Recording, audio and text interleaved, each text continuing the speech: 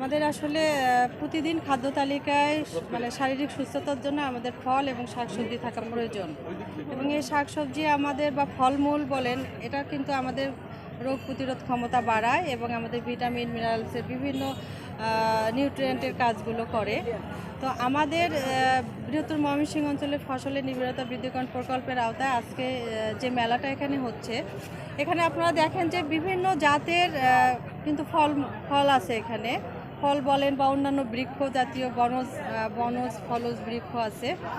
এগুলো আসলে জনগণ অনেক কিছু এখান থেকে জানতে পারে। আমাদের মেলাগুলো থেকে অনেক কিছু পুরাতন জিনিস বলেন বা আগের জিনিস বলেন, আমরা এখানে যে স্টলগুলো ভিজিট করলাম, এখানে দেখা যাচ্ছে যে বিভিন্ন প্রকল্প থেকে যে প্রযুক্তিগুলো আছে, নতুন নতুন প্রযুক্তি, এখানে কিন্তু প্রযুক্তিগুলো বর্ণনা করা আছে।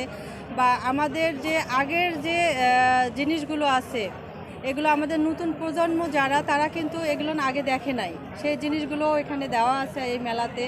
আর এদিকে দেখবেন আপনাদের অনেক নার্সারি আছে, যেখানে নতুন নতুন জাত আছে। আমাদের এই যে দেশে যে ওয়েদার চেঞ্জ হচ্ছে, এই চেঞ্জের কারণে কিন্তু আমাদের এই যে অসময়ে বৃষ্টি বা গরম, এগুলো কিন্তু আমাদের এই যে গাছ কাটার ফলে হচ্ছে, কিন্তু আমরা গাছ লাগাই না। হ্যাঁ, তো আমরা চাচ্ছি যে এই মেলার মাধ্যমে আমাদের জনগণ জানবে যে আমাদের বৃক্ষরোপণ করতে হবে, এবং সেটা হচ্ছে বৃষ্টির আগে এবং পরে আমরা বৃক্ষরোপণ করব।